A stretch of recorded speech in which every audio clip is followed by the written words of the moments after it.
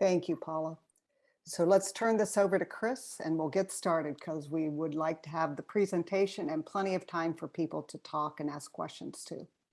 Great. And I'm just going to presume you guys can see the slide. Can you see it? I've got it on We screen. we can Okay, see good. it, Chris. Okay. First of all, I just want to say that I am so proud to be still connected programmatically with Future Church, even in just a bit of a way with our Save Our Parish community effort, which got started way back in 2006.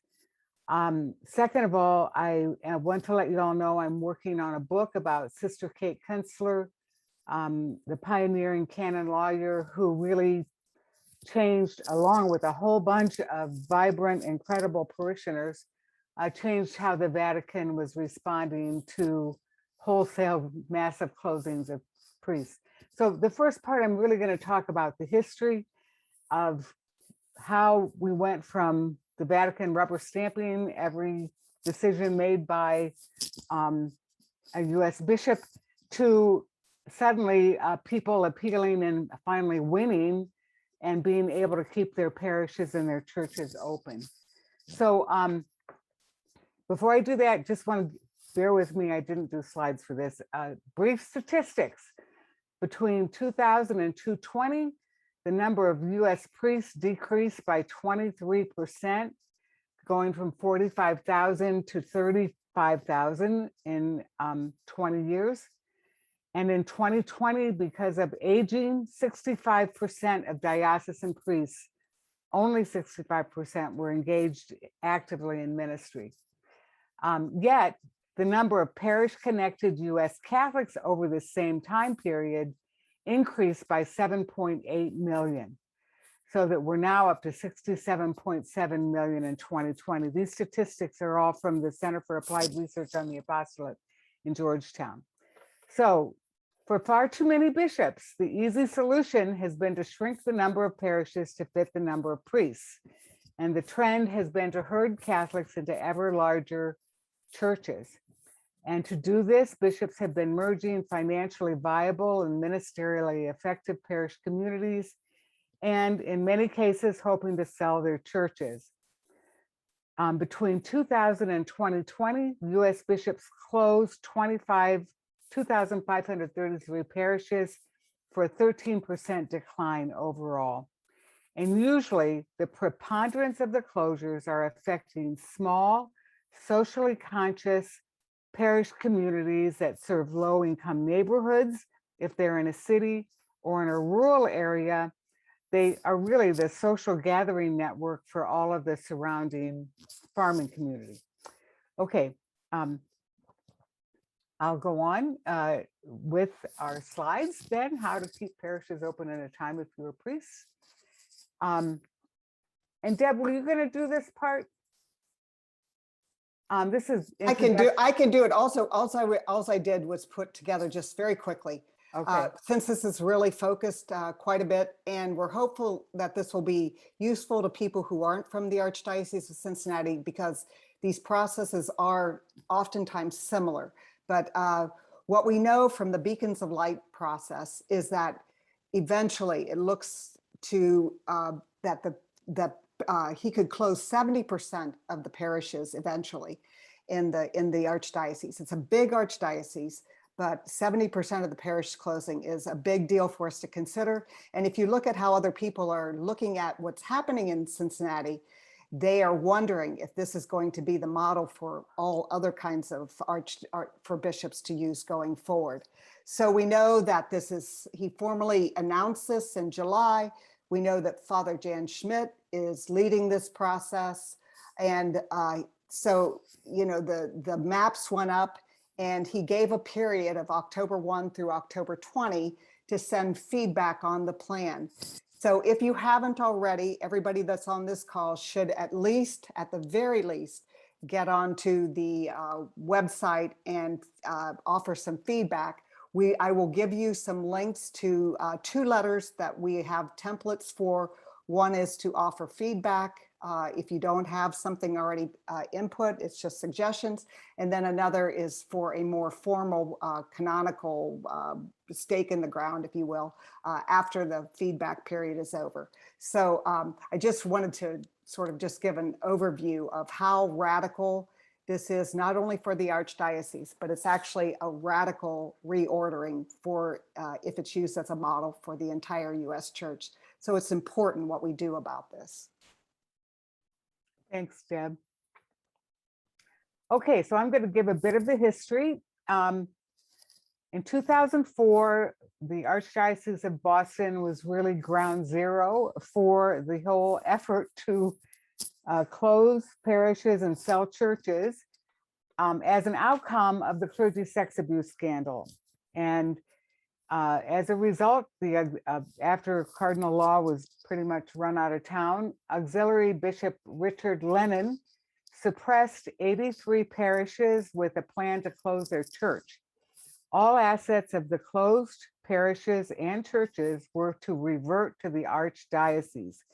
And even though the Archdiocese insisted that none of that money would ever be used to pay clergy sex abuse, in fact, in 2008, after 5 years of appeals, the Vatican basically acknowledged that they had to do it because they were on the verge of bankruptcy. The 83 suppressed parishes led to massive round-the-clock vigils. Boston citizens just rose up. They had occupations, 24-hour prayers.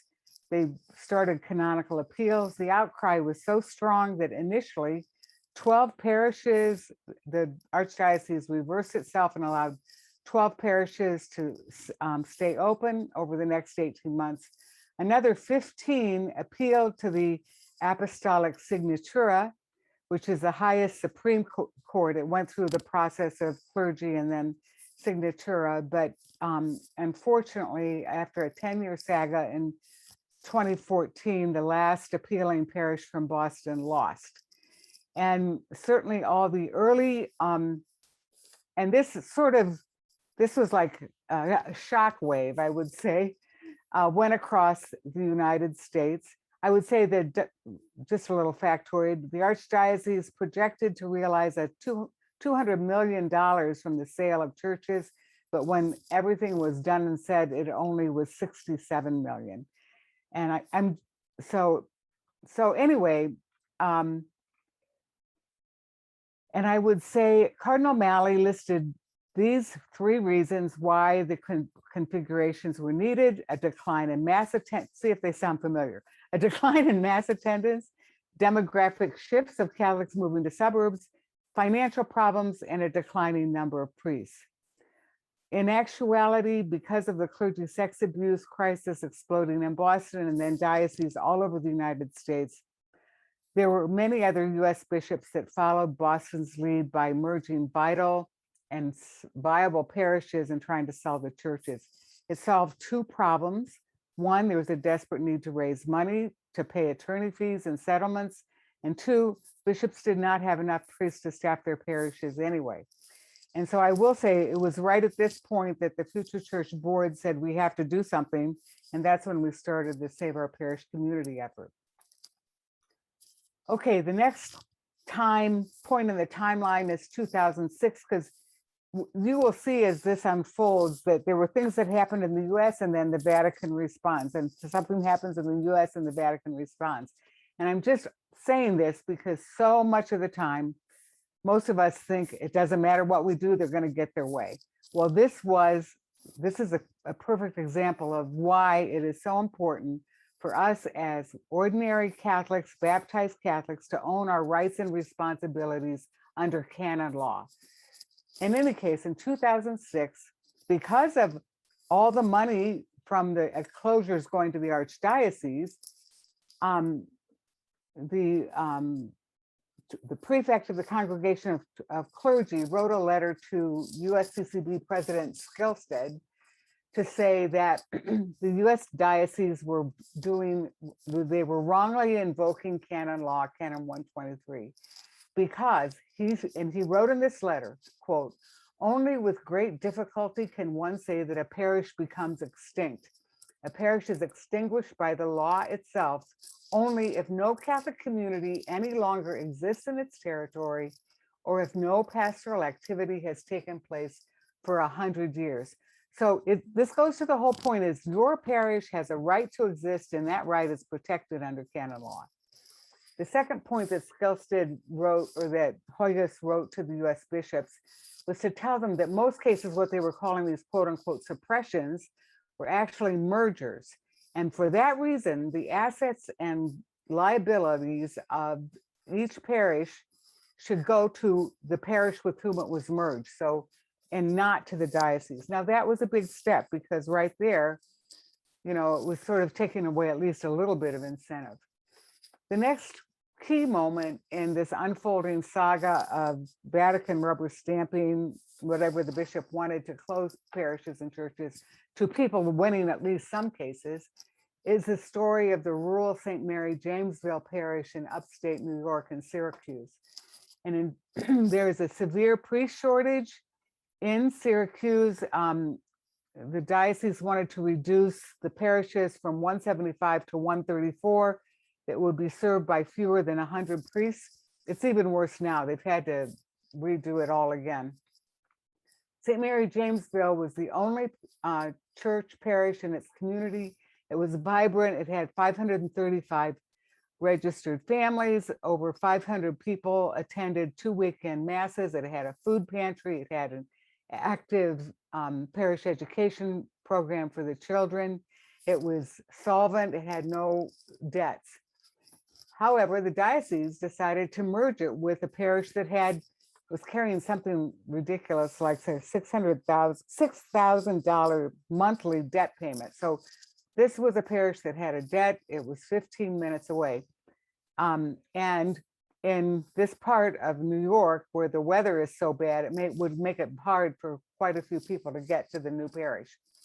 In any case, just note, we've got a vital solvent parish being merged with an indebted parish. And this is another pattern you will often see as dioceses bring in these decisions about who's going to merge with whom. Very often the parish with assets will be merged with a parish that's struggling because the parish that's struggling has back due payments owed to the diocese. And so the diocese will get, once the parishes are merged, the liabilities are also merged. And so the diocese will get the money from the parish that had the assets. Okay, I hope it's not too confusing. In any case, St. Mary Jamesville is, again, a wonderfully vital, vibrant, smart community. Some of them were teachers at Lemoyne College. They filed administrative recourse in Rome. And even though there were predictions from church pundits that this was doomed to fail, and Father Tom Rees was quoted in saying, quote, "The Vatican's not interested in arguments like this is a wonderful parish. They only are concerned whether proper canonical procedures will follow." And nobody thought it was worth it. It would ever work. But these folk felt it was the right thing to do, so they did it. And when you know, in 2010, they were the first appeal that was granted a full hearing at the Vatican High Court, the Apostolic Signatura. In 2011, they received, quote, "a precedent-setting decision reversing the lower court ruling," and the Vatican told the bishop that St. Mary Jamesville Church must remain a worship site. However, the parish was still merged. So this led to another problem because now the bishop is the one who can make the decision when worship can happen at St. Mary Church in Jamesville, New York. And these folks were hoping they would be able to get back to weekly mass, which never happened. And they still tried to close down the church. It's a lot of sort of ugly in church politics. They had to go back to the Vatican repeatedly to make the bishop and the pastor keep the church open. And so what's happening now, it is still open as a worship site, but worship just happens there once or twice a year. The next sort of point in this saga is St. Vincent Pallotti Parish in Camden, which is in Haddonville Township. It's more of an urban parish. And actually, this parish appeal led to the cascade. This is the linchpin upon which subsequent victories, from which subsequent canonical appeal victories came. And again, all of this information is from my work with Kate Kinsler, and I've interviewed people at both Camden and St. Mary Jamesville. So a little bit backstory. Once again, the Camden Diocese was looking at a massive diocesan reconfiguration of going 124 parishes to 66. And again, it was saying that they expect to have fewer than 85 active priests available in 2015 to serve 500,000 Catholics. In fact, that did not bear out. They had more priests, but that's an aside. So in any case, St. Vincent Pallotti this is your ideal parish. This is kind of the parish everybody dreams about belonging to. It was vibrant, it was vital. It had 38 active ministries. It had worshipers that came from 34 zip codes in New Jersey and Philadelphia. It was led by a dynamic pastor who also happened to be physically disabled, who had really turned the place around and had no parish council, no nothing when he got there in 2002. And suddenly, because of his dynamism and lay empowerment, it just bloomed. He also, this pastor simultaneously, and this was key to this whole thing, had served as the director of development of the diocese. He had conducted a capital campaign and raised over $1 million to redo the rectory, which had toxic mold, and create a parish community, a parish center. And all of that was dedicated.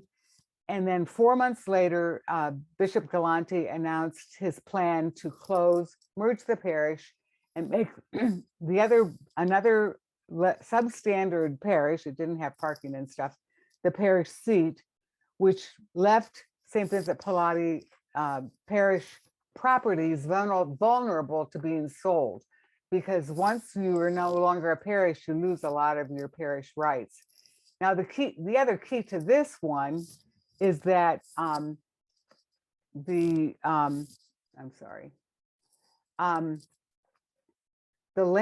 parish sat on land owned by the Archdiocese that was worth $27 million, and Galante wanted the land. This so outraged Monsignor Marucci, the pastor, because he had just done this capital campaign and had all these naming rights, all this civil stuff. So of course, they appealed. He did everything he could. They were just huge numbers of letters back and forth to Galante to try to get him to change his mind. The deal was, though, Bishop Galante refused to issue any decrees. He was going to issue all of them once the reconfiguration was finished. And the problem without issuing any decrees for merger is that it denies the parishioners the right to appeal the decision. And so it was a very complex case. Monsignor Marucci found Kate because he wanted someone who had no affiliation with any diocese, any place. And anyway, over a period of time, they appealed in August 2008. It was denied, but in fact, it was clear if they had like 5 binders in their appeal. Most of them aren't that big, but in fact, they were able to show that clergy had never read it. In April 2010, it did get to the Apostolic Signatura, which did not take the case because there were no decrees, and because Galante had still not released the decrees. You have to have a decree to start the appeal. But the Signatura issued a ruling saying that if you should decide to come back, you will be heard without prejudice, which is sort of like canon law code for saying you're likely to win if you come back. And sure enough, what happened is that in October 2010, Bishop Galante reversed himself and allowed the parish to become the parish seat. But it only happened probably because there was a simultaneous civil appeal. They had like 8 lawyers on their appealing committee, and which the Diocese of Camden was likely to lose. And at this point, Kate wrote a letter to Burke and basically said, if you want to save the good face of the bishops in the United States, you can change that in a minute by telling Bishop Galante he cannot sell the church and he must keep it open. And 2 weeks later, he reversed himself.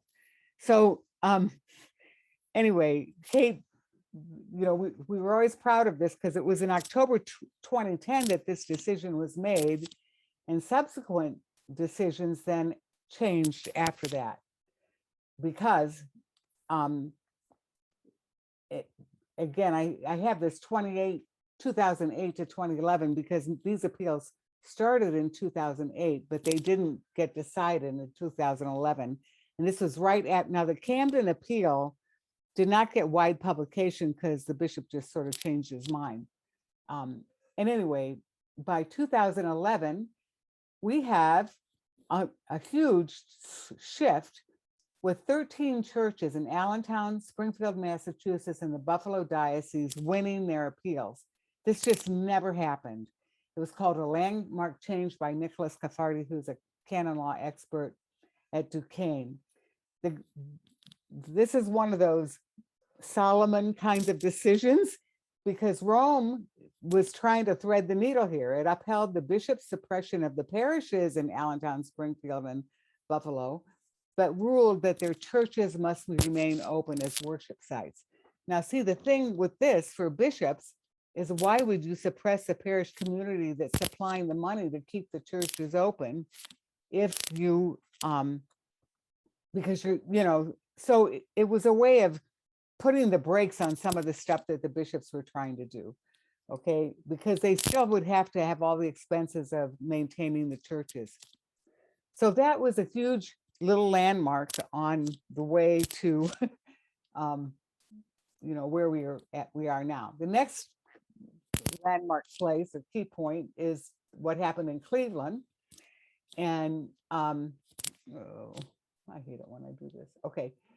Well, lo and behold, in 2006, we get who else but the same guy who did all the closings in Boston, Bishop Richard Lennon, is sent to Cleveland after our bishop retired. He arrived in 2006. We had already had in Cleveland a lengthy, vibrant parish life process. We have a wonderful pastoral planning process office that was nationally known for all of their skills for organizational development of parish leadership. That office knew everybody in the diocese. They were widely respected by the priests. They were the ones who were running the vibrant parish life configuration. Bishop Pilla valued parish communities, and his goal was to keep as many of them open as he could in Cleveland. He started this Church in the City initiative where suburban parishes supported urban parishes. The original intent of the vibrant parish life process was to see how more of this could be happening so people could share staff, share programs, because Cleveland too was faced with a big priest shortage, and we had the same reasons. However, when Bishop Lennon, at the time, maybe thought maybe 1 or 2 or maybe as many as 10 parishes might close. But when Bishop Lennon came, he changed the whole intent to reconfiguring. Everybody was in clusters and you had to vote which parish was gonna close in your cluster. It was really a very destructive process. In 2009, he FedExed his letters to 52 parishes announcing that they would close and their churches would close. In this case, the assets, he didn't say in the letter, he did say in the letter how soon you had to get your appeal in if you were going to appeal it, because in the meantime, future churches sending out information to everybody all over the diocese. But as in most places, nobody wants to think your bishop is going to sell you down the river, In any case, 2 of those closings were reversed immediately. 13 parishes later appealed. They joined together across parish lines in this group called Endangered Catholics. We were sending them out. Kate wrote like the canonical sort of guidebook to walk people through it. But it wasn't until, and there's a lot of stuff in between, like we had an apostolic visitation from Rome because the bishop was so not easy to get along with. That would be the nicest way to say it. Anyway, in 2012, lo and behold, the Congregation of Clergy upheld all the appeals of every parish who appealed, not only for the church closures, but also for the parish closures. So the bishop was instructed to reopen all of the parishes that he had closed. There's so much Vatican politics going on, and well, it was more like Lennon politics, because he was a protege of Cardinal Law. Cardinal Law was in Rome. Cardinal Law sat on the Congregation for Bishops, and in fact, he sat on the Congregation for Clergy. So what the deal was, Rome had asked Bishop Lennon he had made a mistake. He was a self-taught canon lawyer, and he thought of himself that way, and he touted himself that way. But in fact, he did not know what he was doing, because his letter basically closed the parish and closed the church all in one line. By this time, the Vatican had made it clear that there were two processes. You had to issue one decree for closing the church, one decree for merging the parish. Each decree had to be individualized, and each decree had to give reasons why this happened. The Vatican, the Congregation for Clergy, wrote back and said to Lennon that he needed to do this for these 12 appeals, and he just blew them off. He paid no attention. So it took like a 2-year process, and but finally they did issue it. And when they issued it, though, it was released to the media before it was released to the bishop. And it's sort of the Vatican's way of playing pushback, you know. So the sad part is, if every parish in Cleveland had appealed, they would have all won.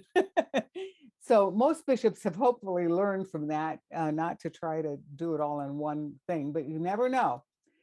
So that, so after the Cleveland victories in 2012, Kate wrote her commentary on what had happened. And there were 3 things that she named in her commentary that were no longer acceptable to the Vatican for closing a church. This is a church.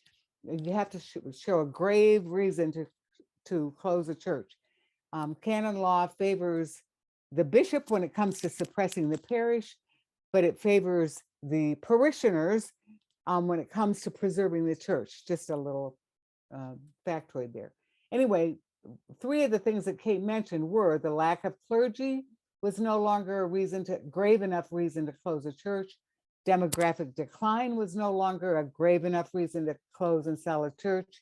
And the grave financial state of the diocese was no longer a grave reason. So as you can see, in 2013, the Congregation for Clergy finally issues procedures for modifying parishes.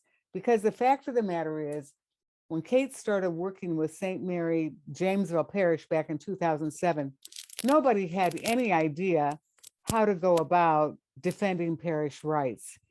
Partly because all the canon laws about parishes were all over the books of canon law. There are like 3 books of canon law. So it was a matter of pulling it together and seeing what they would buy. And again, Rome was very invested in just rubber stamping what the bishops did. At one point during the Camden decrees, there was a scandal because the nephew of the Vatican Secretary of State, Sodano, was in partnership with a guy by the name of Raphael Folieri, who actually was Anne Hathaway's boyfriend. And Folieri was running a business to sell church lands, and he had a contact in the Congregation of Clergy that would give him a heads up about which parishes were coming on the market so he could be ready to snatch them up. He ended up getting indicted by the FBI for fraud and spent 4 years in jail. But his cohort at the Vatican was pretty much named an unindicted co-conspirator. Sometimes I think I should be writing a novel instead of a history book. So any case, just some of the backstory about stuff that was going on. But in any case, so it was a let's see what we can do here. We have to do something. And finally, I honestly think it was Kate's letter to Cardinal Burke that finally sort of woke people up over there, because it was shortly after that when we started getting the changes. So anyway, the Congregation for Clergy issues procedures in 2013, clarifying you need 2 separate canonical decrees, one for suppressing or merging a parish, another for closing its church in preparation for sale. And again, the bishop should not had a grave reason to sell the church. The 3 reasons: no lack of clergy, demographic decline, and grave financial state of the diocese. I just want to note that in 2013, it did not apply these 3 criteria to parish suppressions and mergers. However, just last year, in 2020, the Congregation for Clergy issued an instruction, which canon lawyers tell me is not a law, but it is information for how to apply the law. And you know what? I should have said this right at the beginning. I'm not a canon lawyer. What you're getting is an informed opinion from someone who's been working with canon lawyers for a long time. So anyway, in any case, the 2020 clergy instruction spells out reasons a bishop cannot close a parish now, not just a church. And it listed the same 3 things: lack of clergy, demographic decline, and grave financial state of the diocese. Furthermore, and I don't have everything that's in there, but I can give you the link, it's on the Vatican website. It encourages parishes to keep churches with a grouping of parishes. And I want to note, it talked a grouping of parishes. It did not talk about having 6 parishes become 1 canonical parish. And I think that's going to be key when it comes to Cincinnati. And it also outlines situations where 1 priest may be responsible for such a grouping. And again, that goes into the clustering and stuff like that for the sacramental ministry. Deb's going to get more into how we can keep people open. So what are some of the applications to Cincinnati? Well, for one thing, Cincinnati is going through a drastic downsizing, merging 211 parishes into 60 parish families that will be served by 113 priests. From what I read on the documents from the Archdiocese, the ultimate goal is that those 211 those 60 groupings will eventually, each of them, become 1 canonical parish. So we're shrinking parishes here. Now, there are difficulties with that. Excuse me. One is you lose your canonical right to do any appealing as a parish once you're merged. And 2, you're going to lose a lot of leverage for hanging on to your church. Now, this could be very important for people in rural Ohio. And I grew up in Lima, Ohio, by the way. So I get rural Ohio, for whom, and it's not as much in Lima, but I think it is more true in other places, where their parish is sort of a locus for what the social life of the community. Well, certainly we saw this at St. James in Kansas, Ohio, where, anyway, that's another story. I hope it'll come out and talk. But the thing for Cincinnati is that's puzzling to me is there's no financial crunch here, So I don't know what, and people in Cincinnati can tell me, because it looks as if people have been using clustering for a while. So I just think it's important to think outside the box, because in the long haul, the faith community comes first. The faith community, priests come from faith communities, not the other way around. So we need to have some kind of priority given to the integrity of the faith community, not just shrinking it to fit the priests we have. The second part of Cincinnati is, again, the whole issue as I see it is to ask, when will the decrees be issued? As I read the information, some decisions are going to be made by the end of November. And, it's got all this nice language about each parish family will be making the decisions about what's going to happen with the real estate and the parishes. But the fact of the matter is, under canon law, Archbishop Schnoor has to issue separate decrees for merging every single parish that's going to be merged, which is 211 of them, it looks like to me. And if and when the time comes down the road, so to speak, that any given parish family decides they want to close and sell a church, Archbishop Schnoor also must issue a decree for that. Now, why is this important? It's important because with either a merger decree or a church sale decree, the timeline starts, and parishioners have only 10 calendar days to get an appeal in, a letter into the bishop saying they disagree with that. And that's that's a marker. And again, we'll get this to the next time, but canon law always wants people to work things out locally if you possibly can. So your first letter has to go into the bishop that you disagree within 10 days, and it should be, proof of delivery and all like that. And then the bishop has 30 days to respond. And then if he doesn't respond, that's a no, okay? So that after 30 days of no response, that's when you start the next step. And usually while you're waiting for his response, people are preparing their decree to go to the Congregation for Clergy. This may not be where any of you guys are, and I don't want to even push that or force you there. I just want to outline what's involved with the process, okay? So it's conceivable that the merger decrees could be issued at the end of November. That said, because that's when the timeline starts. And so whenever that happens, and very often bishops are not forthcoming about when they issue the decrees. Cardinal Dolan stonewalled for 6 months, he would not issue the decrees. And we had probably at least 15 parishes in the Archdiocese of New York who were trying to appeal and couldn't until he issued the decrees. And so they did anyway because they had to get the time marker in there. But Kate had to go to the Vatican and make him finally post the decrees. So just a little bit of backstory of what's happened to other places. And I would hope and trust that the Archdiocese would be forthcoming about when the merger decrees will be issued, because you have a right to give your feedback. And of course, then the question is, when will the church relegations be issued?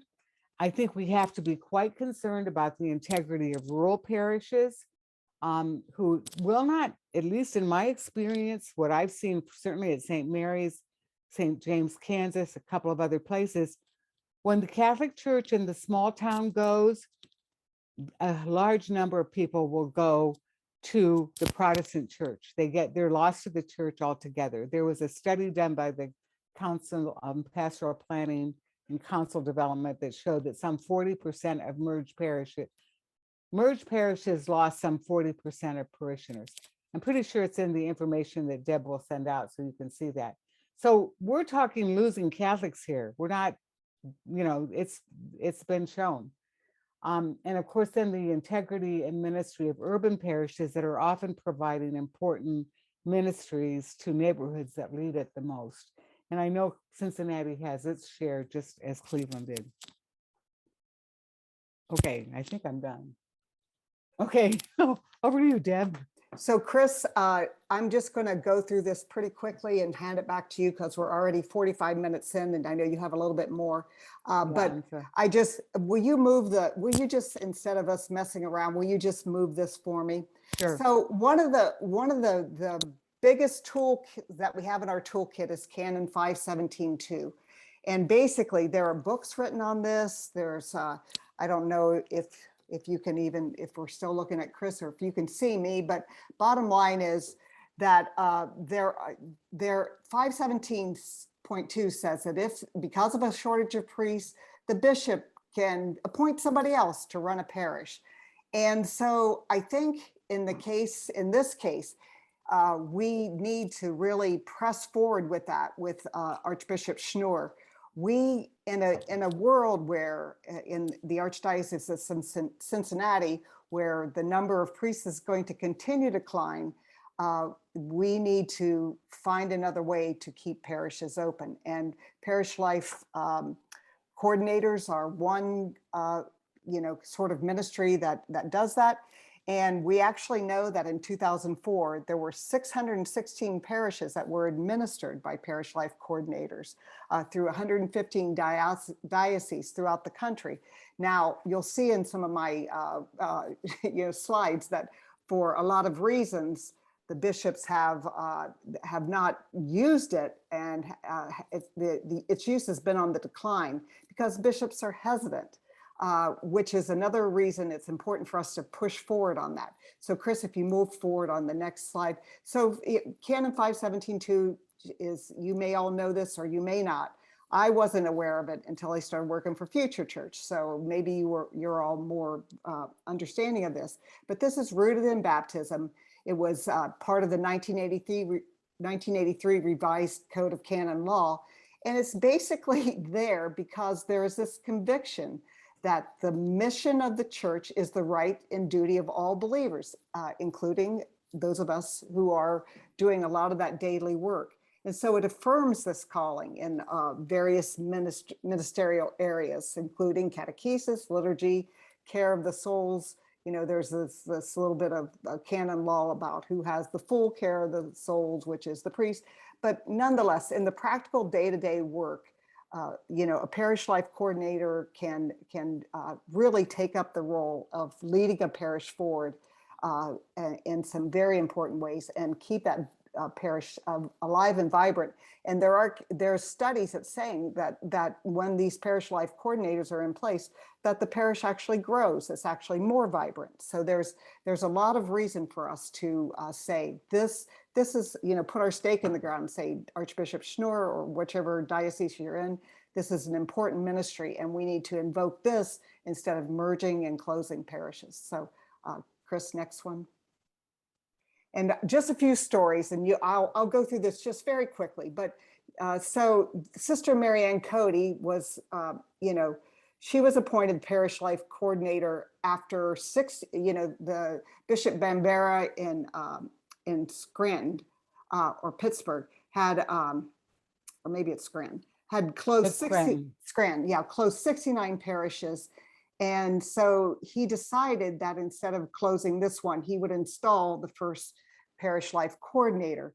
And so she provided, and she was already well known to the parish. She was beloved, she was trusted.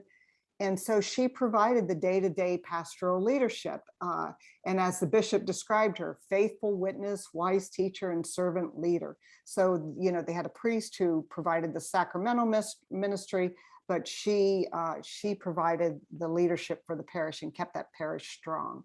And so it's in 10 years, the diocese projects that it will have fewer than 100 priests, even though there's a slight uptick in seminary enrollment. So it's all the more important that we begin to use these lay people as parish life coordinators, whether they be religious nuns. Deacons can also take that place, but that's an important part of this work going forward, right? And I'm not even talking about like our dreams. If anybody here thinks we ought to have married priests or women priests or anything like that, this is what's possible right now under canon law. I'm not arguing for anything else. Canon law already allows for this. So we have a tool right now that we can press our Archbishop to use. You can go to the next one, Chris. And Sister Kate, after this decision was made, she said, now the bishop sees that merging parishes does not fix the growing reality. And that's true in Cincinnati too. The reason I use these things is because we can take this wisdom and remember it for our own archdiocese.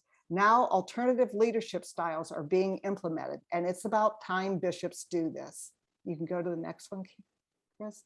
And Bishop Bambera said, the church calls us to consistently invite our people to ministry and mission in the church, not just priests, not just our deacons, all the people of God. So this was a very good solution in his parish. Next one. And just recently, Commonweal shared a story about Eleanor Sowers. Now, Eleanor was in like the insurance business for years. And so she's a lay woman who got a degree at Fordham finally. But after she was very close to their parish priest, and then after he died in March of 2018, Frank Caggiano, who's actually, I wouldn't call him progressive at all, but he's a very thoughtful man, very practical man. And so he was looking for the next priest to appoint at her parish, at this parish. And he decided after some talking with her and other parish leaders that he would actually appoint her as the Parish Life Coordinator. And so she has been appointed there, and she's doing all this work that a priest would have done. And she's ministering to families, ministering to individuals. And although the priest presided all the liturgies and the weddings and the baptisms, all that, she's making all the plans with families. She's holding their hands. She's with them through all this. She is very pastoral in St. Anthony of Padua. Next one, Chris.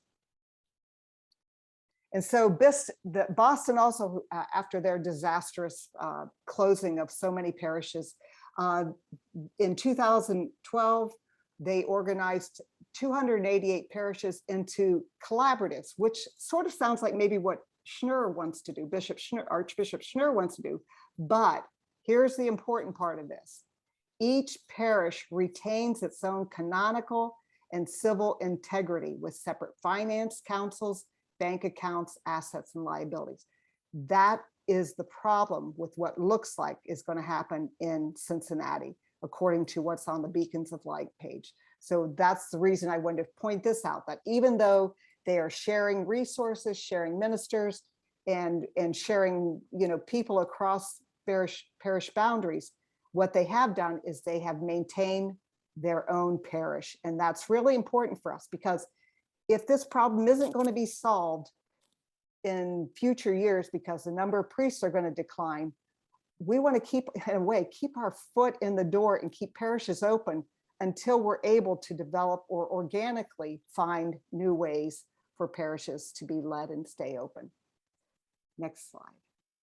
So the Parish Life Coordinators, I said, this is one statistic, really 616 Parish Life Coordinators parishes were entrusted to someone other than a priest. And so it's kind of surprising.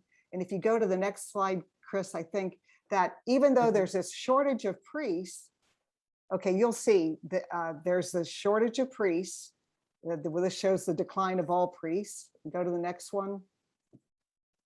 There's a decline in the active priests. All these, numbers are sliding in the same direction. Next one. The ordinations are down. There may be some uptick, but it's still never going to be enough in the future to serve the number of Catholics that we need to serve and the number of parishes we need to serve. Next one, Chris.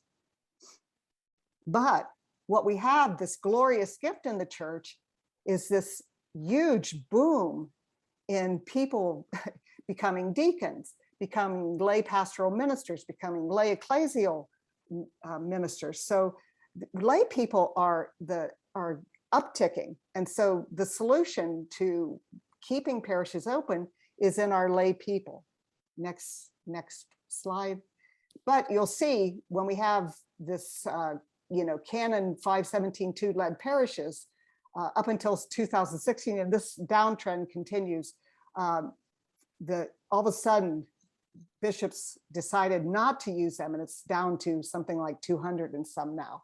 So, and this came out recently in some of the Vatican's recent documents on parishes. But while they're saying we need lay people to take up their roles, they're also worried. Somebody's worried. I don't know if it's Francis, but somebody is worried about lay people taking over priest roles.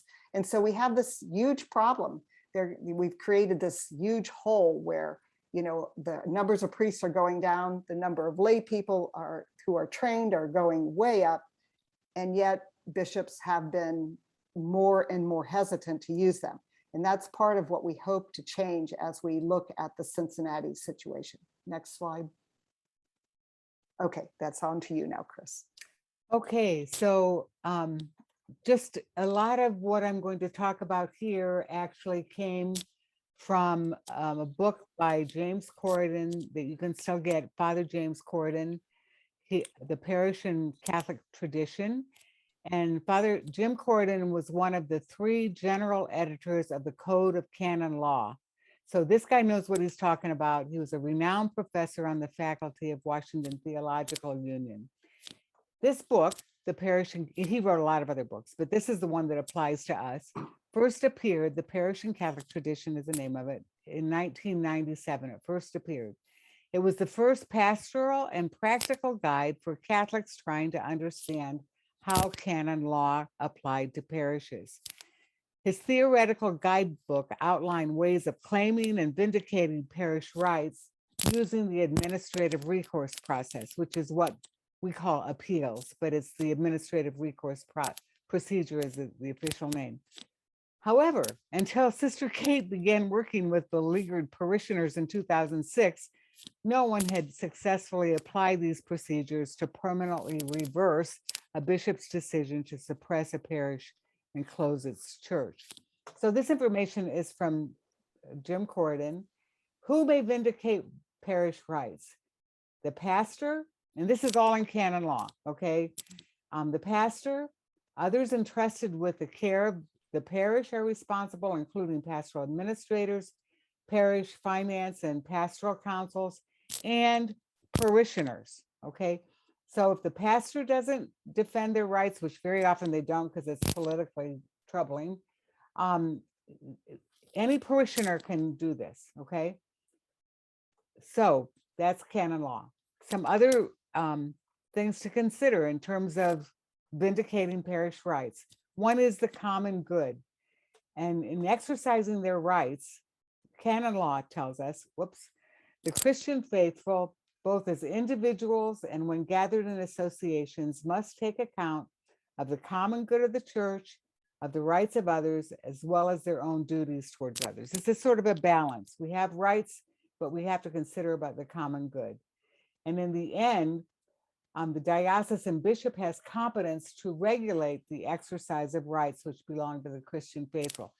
That does not mean that the bishop can keep you from exercising your rights.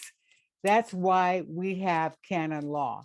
And so this whole battle for keeping parishes open is an exercise in the law, providing us ways to defend parish rights, okay?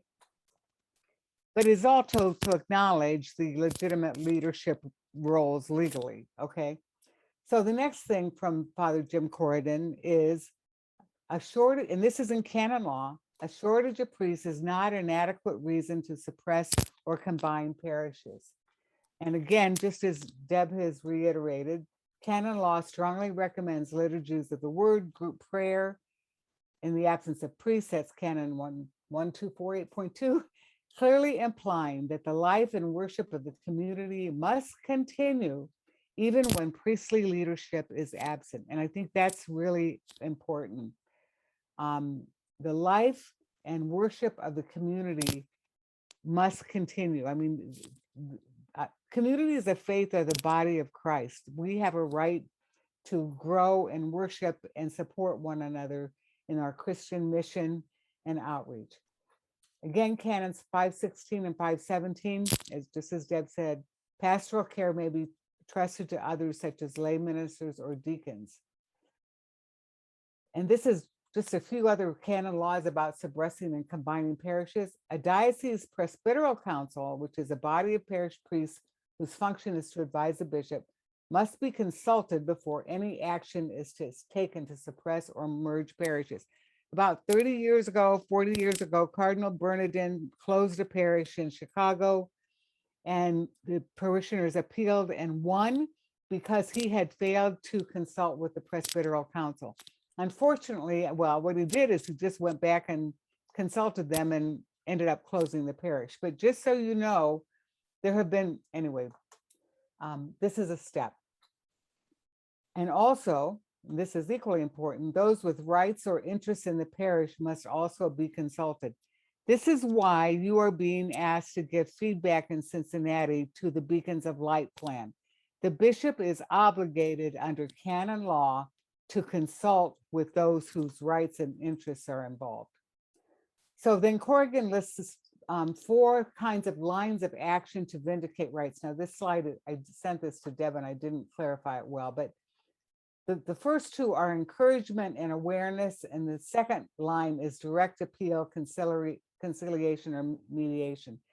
The encouragement and awareness means, and Corrigan goes on at length with this, but the idea is we must be engaged. What are the facts? Is our parish, we must look at all the issues. We have to know our stuff. We can't just come in and say, well, I don't want to do this, but you haven't looked at the data. So the second line, the direct appeal, conciliation, and mediation, that is the hope to try to resolve locally the disputes around the parish mergers or closings with informal meetings with the bishop. And again, canon law always tries to get us to work this out directly. So one of the things that we'll have on the website is a letter to accompany anything people put on the Beacons of Light feedback page to Archbishop Schnur, just to say you don't agree with it. So that's sort of the informal process. So you want to try to do that informally first. Okay, so you don't get anywhere with that. Then you have to move into the next lines of action to vindicate rights. And this gets a little more complex. Don't worry too much. We've got extensive stuff, a thing called Canonical Appeals for Dummies that walks you right through it. But we'll just go through sort of what's involved. And this is administrative recourse. If your parish is merged or your church is closed and you don't agree, and you start the process within 10 days. And then this is if you're going to Rome after 30 days, the bishop doesn't answer, or he answers and says no. Then the canon 1732 to 1739 outline the legal procedures for appealing an administrative decision. So what happens? The bishop issues a decree or a public announcement.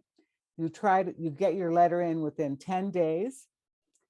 You wait for 30 days if the bishop doesn't respond, then you take it to the congregation for clergy. Now, once it's at clergy, it can take years.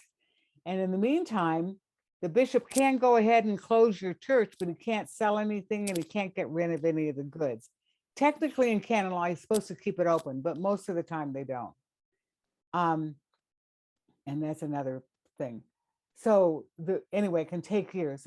So if you lose a clergy, the clergy may well, if it's a merger, if it's a church closure, the clergy may well uphold you. If it's a merger, that's unclear right now. And so then you can appeal to the signatura, which is the highest court in the church. But once you go to the signatura, you can't introduce anything new of substance. It can only show that the clergy made a mistake procedurally. I hope this isn't too technical. The last thing is ecclesiastical courts. These are courts in the diocese, like the marriage tribunal. They also have one for mediating disputes in the diocese, but they're largely unused. And I think so.